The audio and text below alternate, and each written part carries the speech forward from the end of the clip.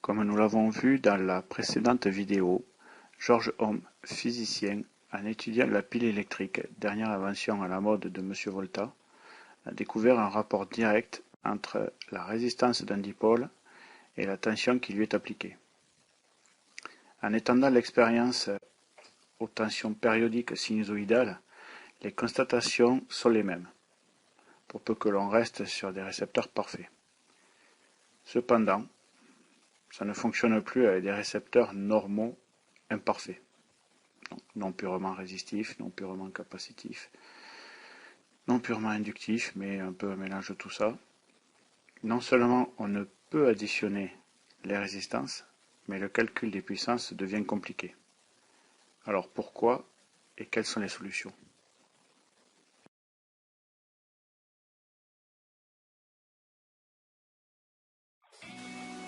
Alors pourquoi ? Pourquoi ? Tout simplement parce que les circuits purs, les circuits parfaits, inductifs, capacitifs, résistifs, ont des comportements en fonction des fréquences très différents et des comportements qu'on baptise le déphasage. Alors avant de comprendre ce qu'est un déphasage, il faut savoir comment est fait une sinusoïde. On prend un cercle trigonométrique, donc qui tourne à l'inverse des sens d'une montre, et on relève en fonction du temps les points qui seront définis par un point haut par exemple, qui part du point 0 ici pour arriver au point 12 équivalent au point 0. Voilà, et on obtient une sinusoïde, si notre sinusoïde elle est à 50 Hz, eh bien on obtient la sinusoïde de l'EDF qui est en 230 ou 400 volts. On retrouve une formule que l'on connaît déjà. L'impédance d'un circuit, c'est la valeur de la tension efficace appliquée par l'intensité efficace du courant qui le traverse. C'est très ressemblant à notre brave loi d'Ohm mu égale R. Le déphasage, c'est le décalage de l'intensité d'un circuit par rapport à la tension qu'il a engendrée. Donc là, on voit que notre intensité, elle est légèrement en retard puisqu'elle passe par 0 au point B alors que la tension y était passée au point A. Et donc ce décalage est toujours le même sur un circuit, une tension et une fréquence surtout donnée, est toujours le même quel que soit l'instant de mesure. En dipôle capacitif parfait, l'expérience montre que son impédance est égale à 1 sur la valeur de cette capacité multipliée par la fréquence. Donc l'impédance d'un dipôle purement capacitif diminue avec l'augmentation de sa fréquence. En dipôle purement capacitif, le courant est déphasé en avance de pi sur 2 par rapport à la tension qu'il a engendrée. Pour le dipôle purement inductif, l'expérience montre que son impédance est égale à la valeur en Henry du dipôle, enfin de l'induction, multipliée par la fréquence, toujours en radians par seconde, et on remarque donc que l'impédance de ce dipôle augmente avec la fréquence. Pour le déphasage est toujours de pi sur 2, par contre ce coup-ci, le courant est en retard sur la tension qu'il a engendrée. Pour un dipôle purement résistif, eh bien celui-là il ne nous casse pas trop les pieds. Il n'y a pas de lien avec la fréquence. Quelle que soit la fréquence, son impédance sera toujours la même. Et le déphasage est nul. Le courant généré par la tension est en phase avec cette tension. Donc l'angle de déphasage phi est donc égal à 0. Alors c'est quoi l'impédance d'un dipôle quelconque ? Eh bien, Pythagore est passé par là avec son triangle rectangle et son carré de l'hypoténuse qui est égal à la somme des carrés des côtés qui lui sont opposés. Le déphasage. Le déphasage va jouer sur la puissance active, réactive et apparente, donc P, Q et S, Et on va s'intéresser à notre porte-monnaie parce que le déphasage va jouer sur le cosinus phi et qui va jouer sur la facture énergétique, surtout sur la puissance réactive. Prenons donc un récepteur quelconque que l'on décompose en 3 éléments parfaits, un résistif, un inductif et un capacitif. En étant commun, je le prends comme origine et je regarde comment se positionnent les vecteurs représentant les phases. Donc UL et UC déphasés de pi sur 2 et la résultante U qui est déphasée, elle, d'un angle phi quelconque pour le moment. Je vous laisse apprécier mes connaissances sur Pythagore. Arrivé aux puissances avec la puissance active, P égale RI carré ou égale UI cosinus phi.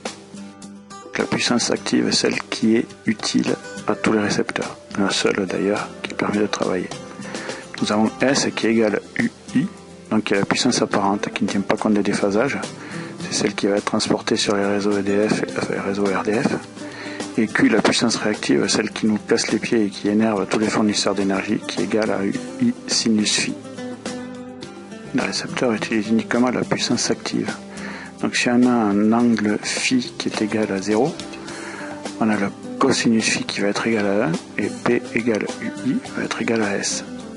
Contre pour un récepteur purement inductif ou capacitif, le déphasage est de pi sur 2 et P égale UI égale 0.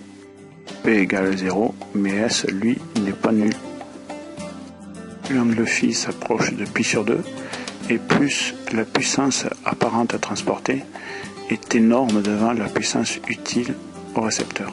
La puissance, même si elle n'apporte rien au récepteur, provoque bel et bien des pertes par effet Joule sur les lignes électriques.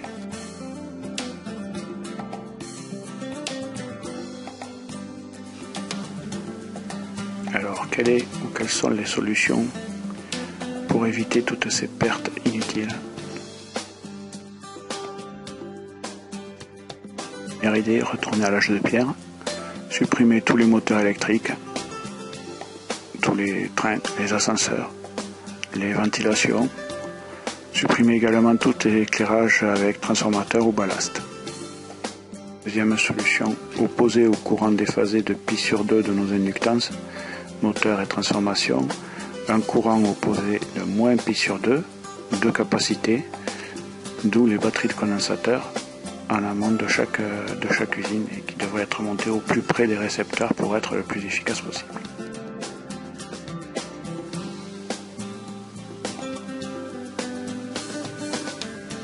Si on met sur un même graphique les intensités déphasées, inductives et capacitives, eh bien, on voit bien qu'en additionnant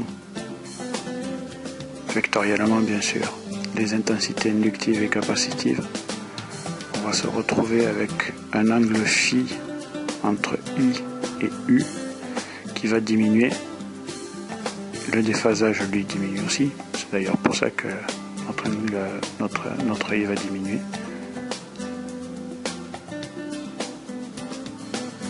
Plus facile à voir une fois tout effacé. Et grâce à ça, eh bien, on va avoir une facture qui va être moins élevée.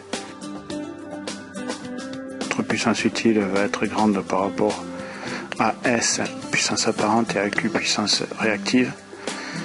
Ce qui va nous permettre d'avoir moins de pertes sur les lignes électriques.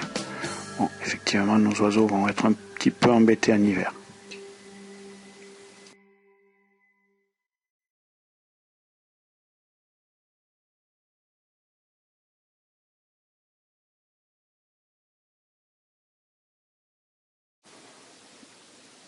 À part du sujet, petit message concernant le bon vieux grille-pain, très dénigré parce que coûteux, parce que pas agréable. Eh bien oui, c'est pas agréable parce que son confort est très limité. Il n'est pas très joli, c'est vrai aussi. Par contre, c'est le seul récepteur électrique avec un rendement de 1, puisque tout l'effet lié à ce radiateur, à ce grille-pain, est de la chaleur.